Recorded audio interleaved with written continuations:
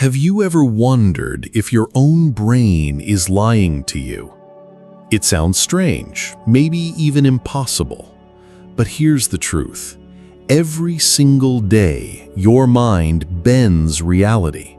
Your memories aren't perfect recordings. They're stories, rewritten each time you recall them. Your judgments aren't as logical as you think. They're shaped by hidden biases. Even the way you experience time, why joy feels so short and fear feels endless, is distorted by your brain. And here's the shocking part. These distortions aren't mistakes. They're survival tools. Your brain isn't built to show you the truth. It's built to keep you alive, even if that means lying to you. In this video, we're going to uncover the hidden tricks your brain uses, from false memories to emotional illusions, and why understanding them can change the way you see yourself and the world around you. So, if you've ever felt like something doesn't add up, like your mind has a mind of its own, stay with me, because once you see how the brain really works, you'll never look at your thoughts the same way again. Let me share something most people never stop to question. Your memories are not the faithful recordings you think they are. Every time you remember something, your wedding day, your first job, even a simple dinner with friends, you're not pulling out a video file from a library. You're rebuilding it piece by piece. Psychologists call this reconsolidation. And here's the twist. With every act of remembering, the memory itself changes. It gets polished, reshaped, sometimes even rewritten. Over the years, the story you carry in your mind drifts further and further from what really happened. Researchers have shown this in striking ways. In experiments, people have been convinced they got lost in a mall as a child, that they were attacked by an animal, even that they committed crimes that never happened. All it took was suggestion, repetition, and the brain's natural urge to weave a believable story. That's the scary part.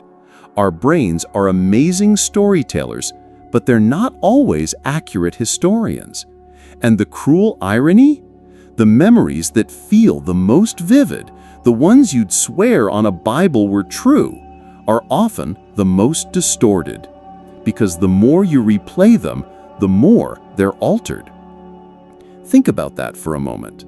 That crystal clear image of your childhood home, the smell of your grandmother's kitchen, the sound of laughter echoing in the background. Parts of it may be real, but parts may have been filled in, colored by emotion, or borrowed from other stories. So what does this mean for us? It's not that you should distrust every memory. It's that you should hold them with humility. Instead of clinging to, "I know exactly what happened," maybe the wiser stance is, "This is how I remember it," but memory is slippery. And here's the gift in that realization. When we understand memory is a story, not a tape recorder, we can become gentler with ourselves and with others. We learn to forgive the gaps, the disagreements, the different versions of the past, because maybe, just maybe, none of us ever remembers it perfectly. Have you noticed how the world feels louder now? Not just on the streets or in the news, but in the quiet moments when you scroll through your phone. The truth is, technology isn't just showing you reality, it's shaping it. See, your brain already has a built-in bias.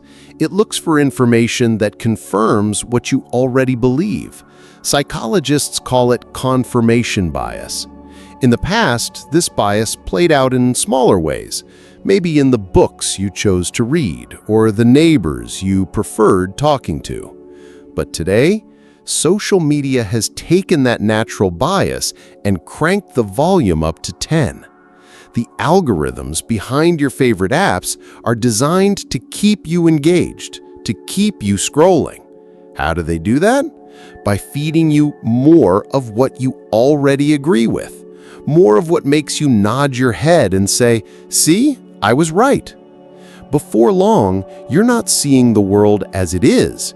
You're seeing a custom-built echo chamber. Think about it.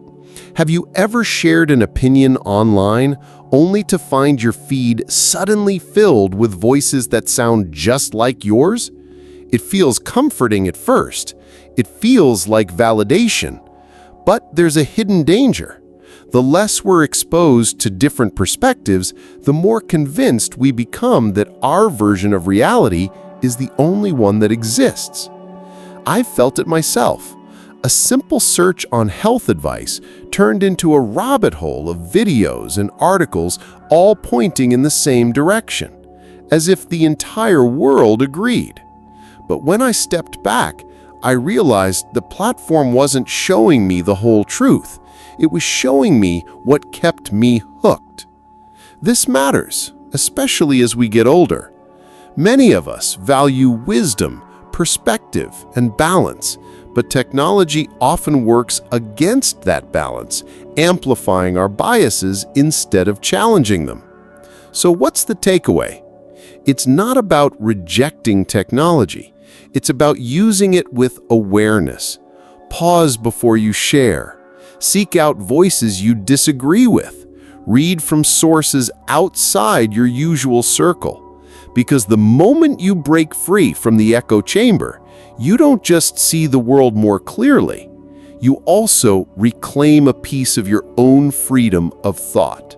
Have you ever noticed how time doesn't always play fair?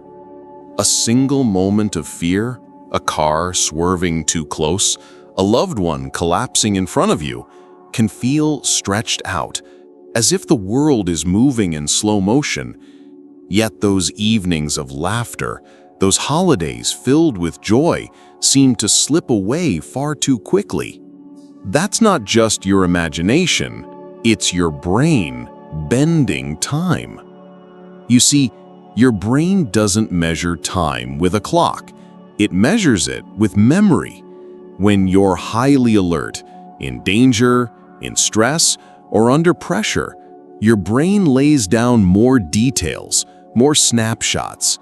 Later, when you look back, it feels as if more time passed because there's simply more data stored. That's why a terrifying event can feel endless. On the other hand, when you're relaxed or deeply happy, your brain doesn't bother storing as many details. And so those moments feel short, like they flew by. Think about the last family gathering you truly enjoyed. Maybe it felt like it ended in the blink of an eye. Here's the bittersweet part. The times we want to hold on to often race away, while the times we wish would pass quickly, the grief, the waiting rooms, the sleepless nights, drag on and on.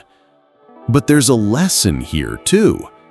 If time is tied to attention and memory, then maybe the secret to stretching the moments that matter is to be more present. To really notice the smile across the table, the warmth of a hand in yours, the sound of laughter in the room, because when you pay attention, you lay down richer memories, and those memories make the moment feel longer, deeper, more alive. So the next time life feels like it's rushing by, slow yourself down, breathe, look closer. The clock on the wall may not change, but the clock in your mind will. Let me ask you something. Do you believe you'll live longer than most people? That you'll probably stay healthier, avoid the worst tragedies, and maybe even find more success than the average person? If you nodded yes, you're not alone. Most of us feel that way. Psychologists call this the optimism bias. And here's the kicker. Mathematically, it can't be true. Not everyone can be above average. Yet somehow, almost everyone believes they are. Why would our brains play this trick on us? Because optimism, even when it bends the truth, is powerful fuel. Think about it. Would you start a business, take a risk in love, or push through a challenge if you were certain you'd fail? Probably not. But if there's even a glimmer of hope, even an exaggerated one, you move forward. That's how human beings have survived and advanced for thousands of years. I remember talking to a friend who was diagnosed with cancer. The statistics weren't in his favor, but he looked me in the eye and said, "Someone's got to be on the good side of the numbers. Why not me?" That belief didn't guarantee his survival, but it gave him strength to fight, to endure the treatments, to keep living with purpose. And sometimes, that mindset makes all the difference.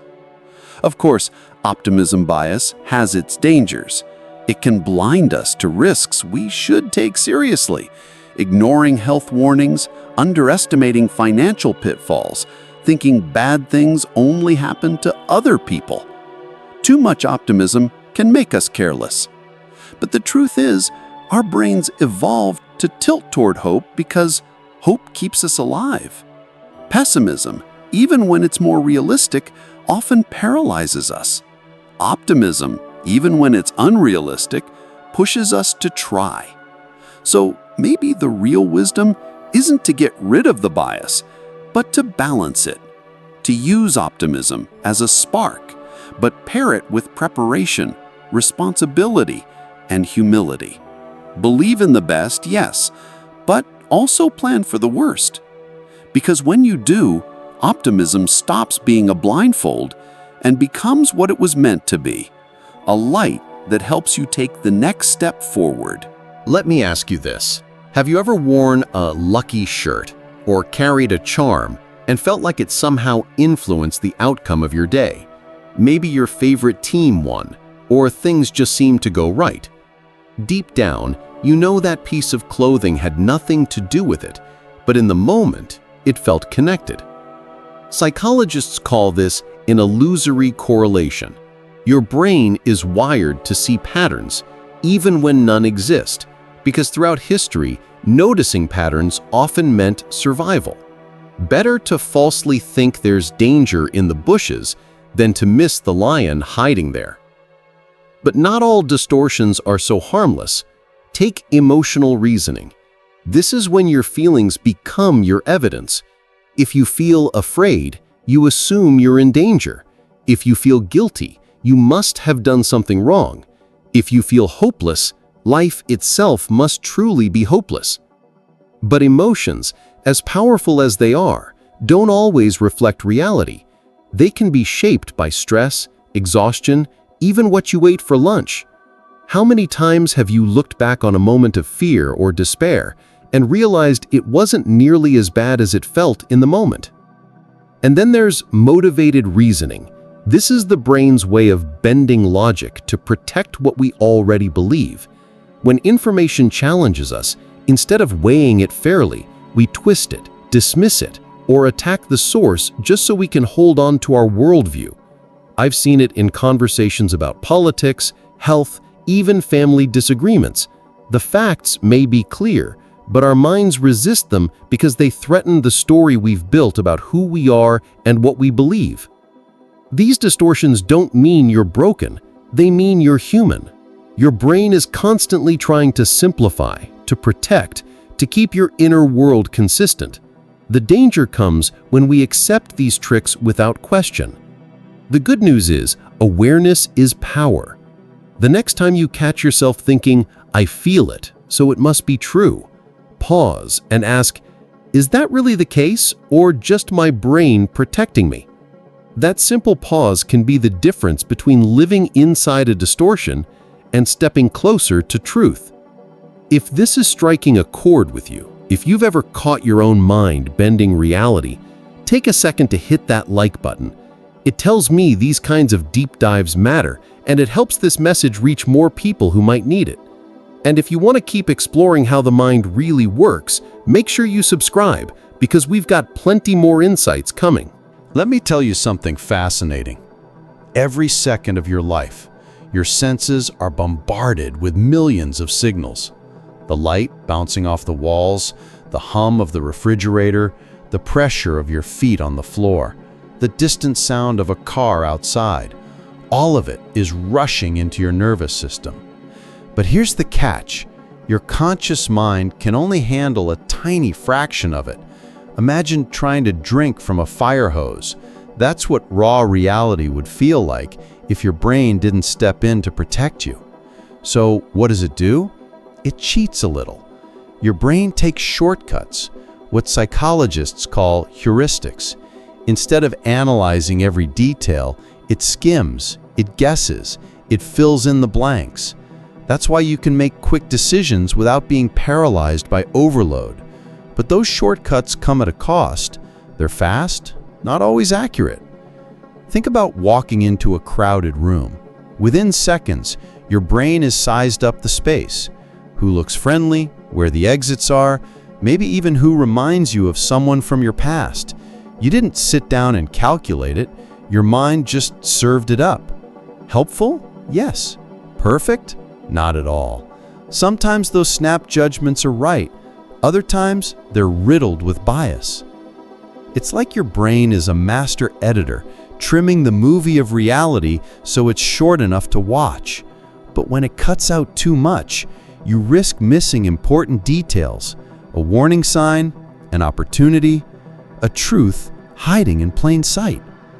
The older I get, the more I see the wisdom in slowing down. When we pause before reacting, before deciding, we give ourselves a chance to step outside the shortcut, to check the facts, to notice what might have been edited out. So yes, your brain limits what you see, and yes, it takes shortcuts, but you don't have to live only inside those shortcuts. Sometimes the most powerful thing you can do is stop, look again, and let more of the picture come into focus. Let me ask you something simple. How do you feel after a night of poor sleep? Irritable? Foggy? Maybe even a little more on edge than usual? Now add stress on top of that. The deadlines, the bills, the endless worries. Suddenly your brain isn't the wise guide you count on. It's more like a car with its headlights dimmed, struggling to stay on the road. Here's the truth. When we're exhausted or overwhelmed, our mental shortcuts, the biases we've talked about, grow stronger. We stop thinking carefully and start reacting emotionally. Anxiety feels bigger. Small problems look like disasters. And decisions that should come from calm reflection end up being driven by fear or frustration. Science backs this up. Studies show that sleep deprivation doesn't just make you tired, it actually reduces activity in the prefrontal cortex, the part of your brain responsible for rational thinking and self-control. At the same time, the emotional centers, like the amygdala, become hyperactive. That means when you're tired or stressed, your brain is literally rewired to favor emotion over logic. Think about a heated argument with a spouse or a coworker. How many of those blow-ups happened when you were already tired, running on empty, or carrying stress from something else? Chances are, if you'd had rest, you might have responded differently. I've learned this lesson the hard way. Years ago, I snapped at a loved one after a long day, convinced they were the problem. But when I finally caught up on rest, I realized the issue wasn't them. It was me, running on fumes. Fatigue had twisted my perspective. So what's the takeaway? Sleep and stress management aren't luxuries. They're the foundation of clear thinking, fair judgment, and healthy relationships. When you protect your rest, when you create space to breathe and reset, you're not just taking care of your body, you're giving your mind the chance to see reality more clearly. Because here's the truth, a tired, stressed brain doesn't just make mistakes, it creates a distorted world. And the more rested, balanced, and calm you are, the closer you get to seeing life as it really is. Have you ever noticed how two people can look at the same set of facts and walk away with completely different conclusions? One sees proof, the other sees nonsense. Neither feels they're lying, both feel absolutely certain. That's not because one is evil and the other is enlightened. It's because of a trick our minds play called confirmation bias. Your brain loves to look for evidence that supports what you already believe, while quietly ignoring anything that challenges it. That's why if you think a politician is corrupt, every news story becomes proof of their corruption. And if you believe they're a hero, the same story becomes evidence of their strength. The facts don't change, but the lens in your mind does. And then there's another one, just as sneaky, the Dunning-Kruger effect. This is the tendency for people who know the least to feel the most confident. I'm sure you've met someone like this. The coworker who thinks they're an expert after reading one article online, or the neighbor who explains medicine to a doctor. It's not arrogance on purpose. It's the brain's way of protecting the ego, convincing us we're more capable than we are. What's striking is how these biases show up everywhere, in politics, in religion, even in our personal relationships. They don't just distort how we see the world, they distort how we see each other. But here's the thing. Recognizing these biases doesn't make you immune to them. Even the smartest among us fall prey. I'll admit, I've caught myself brushing off evidence simply because it didn't match what I wanted to believe. And in those moments, humility is the only way forward. So what can we do? We pause. We ask ourselves, am I really seeing the truth here or just what I want to see? Sometimes the most courageous act isn't to argue louder, but to listen longer, to consider just for a moment that we might not have it all figured out. Because when you learn to question your own certainty, you don't just get closer to truth, you get closer to wisdom. Have you ever assumed that most people probably think the way you do? Maybe about politics, faith, or even the right way to raise kids. It feels natural to believe your view is the common sense view. Psychologists call this the false consensus effect. Our brains exaggerate how many others agree with us because believing we belong gives us comfort. It makes us feel less alone. But reality often disagrees, and when it does, the shock can be unsettling. Suddenly we see that the world is more divided, more complicated than we imagined. That gap between what we thought and what really is, that's called cognitive dissonance. It's uncomfortable, and to escape it, many of us retreat into echo chambers, surrounding ourselves with voices that echo back what we already believe. It feels safer, but it blinds us to truth. Then there's another illusion, maybe even more powerful, the just world hypothesis. Deep down, many of us want to believe life is fair, that good people are rewarded and bad people get what they deserve. It's a comforting story, until tragedy strikes. When someone suffers misfortune, it's easier on our minds to assume they must have done something wrong, rather than face the terrifying idea that sometimes bad things happen for no reason at all.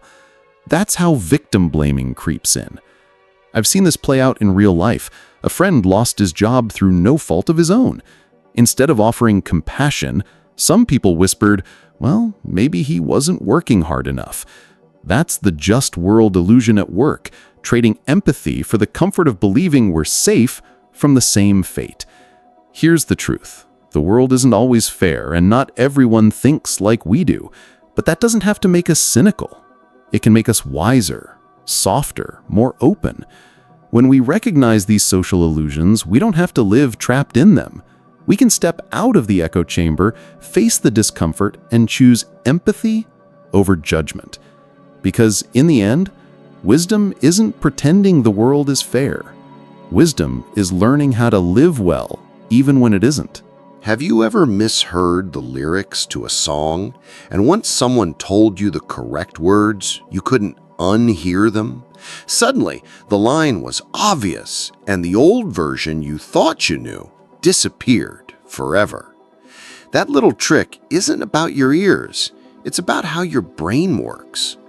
See, your brain doesn't just sit back and wait for information to arrive. It's constantly predicting reality before it even happens. Psychologists call this predictive coding. Based on your past experiences, your mind builds a model of what it expects to see, hear, and feel. Then it compares that model to the data coming in. If the two match, the brain doesn't waste time double-checking. It simply accepts its prediction as reality. That's efficient. It saves energy. Imagine if you had to consciously process every sound, every color, every detail around you. You'd be overwhelmed. So your brain takes a shortcut. It guesses. Most of the time, those guesses are right. That's why you can drive home on autopilot or understand a conversation in a noisy room. But here's the catch. When the guess is wrong, your brain can still cling to it. That's why we fall for illusions, mishear words, or even misinterpret people's intentions. We're not seeing the world as it is. We're seeing the world as we expect it to be. Think about how this plays out in everyday life. You walk into a meeting expecting someone to be unfriendly, and suddenly, every gesture, every tone of voice seems to confirm it, whether it's true or not. Or you expect a day to go badly, and like clockwork, you notice only the things that prove yourself right. I'll be honest, I've caught myself in this trap more than once. My brain was busy predicting, and I mistook that prediction for reality. And often, it wasn't until later that I realized the story I saw wasn't the full picture. The lesson here? Pause. Notice when your brain is rushing to fill in the blanks. Ask yourself, am I seeing what's actually there, or just what I expected to see? That single question can open the door to a clearer, kinder, and more truthful way of living. Let me share a truth I've learned the hard way. Left on our own, our minds can easily trick us. We fall into biases, cling to our opinions, and get trapped inside our own echo chambers. But there's one force that can pull us out of that bubble: community. When you sit at a table with people who see the world differently, something powerful happens. Their perspectives rub up against yours, not to destroy your beliefs, but to sharpen them, to challenge them, sometimes to soften them. That's the gift of diverse voices. Think about it. Maybe you've had a heated debate with a friend or a family member. In the moment, it felt uncomfortable. But later, you realized their perspective revealed something you hadn't considered. Without that conversation, you might have stayed stuck in the same old loop of thinking. Psychologists have found that group discussions, especially when people come from different backgrounds, reduce individual bias. Why? Because alone, our brains look for confirmation. Together, we're forced to test our assumptions. I've seen this in my own life. A few years ago, I joined a small community group. We didn't all agree politically or spiritually. At first, it was awkward, but over time, I realized those very differences kept me honest. They helped me see the blind spots in my thinking. They gave me the gift of humility. Of course, not every group does this well. Some circles become echo chambers of their own, repeating the same views over and over. The key is seeking out healthy communities, places where debate stays respectful, where listening is as important as speaking, where curiosity matters more than being right. Because here's the truth. Wisdom rarely grows in isolation. It grows in dialogue. It grows when we dare to listen longer than we talk. So if you feel stuck in your own thoughts, step into a circle of voices bigger than your own. Let others challenge you, stretch you, even disagree with you. It may be uncomfortable at first, but that discomfort, that's the sound of growth. Before we wrap up, let me ask you for something simple. If today's video opened your eyes, share it with a friend. Maybe someone who's struggling with their own thoughts, or someone who's curious about the mind. And if you haven't yet, subscribe. So next time we peel back another layer of psychology, you'll be right here with us, because the journey of understanding the mind is one worth taking together.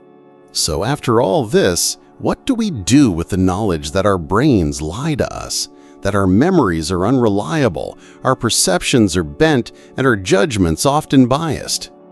The first step is not despair, it's humility. When you realize your mind isn't a perfect mirror of reality, you stop clinging so tightly to every thought and every opinion. You open the door to curiosity, to listening, to learning. Psychologists have built entire practices around this truth. Cognitive behavioral therapy, or CBT, teaches people to recognize distorted thinking, catastrophizing, black and white judgments, emotional reasoning, and replace them with more balanced thoughts. It doesn't erase the bias, but it gives us tools to live with it. Mindfulness works the same way. When you practice slowing down, breathing, noticing your thoughts without grabbing onto them, you create space. In that space, you gain freedom. You realize you are not your thoughts. You are not your feelings. You are the awareness behind them. I'll be honest, that realization changed my life. There were times when fear or anger controlled me, when I believed whatever story my mind was spinning. But when I started to step back, to see those thoughts as passing clouds rather than hard truths, something shifted. I wasn't trapped anymore. And that's the invitation I want to leave you with. Don't fight your brain, and don't blindly trust it either. Learn to watch it. Learn to question it. Let it do its job of protecting you, but don't let it be the only voice you follow. Because maybe the goal isn't to see the world perfectly, maybe it's to see it more clearly than you did yesterday. And if you can do that, even just a little, that's enough. So the next time your mind tells you a story, pause, smile at it, ask if it's true, and then choose how you'll respond. That's where real freedom begins.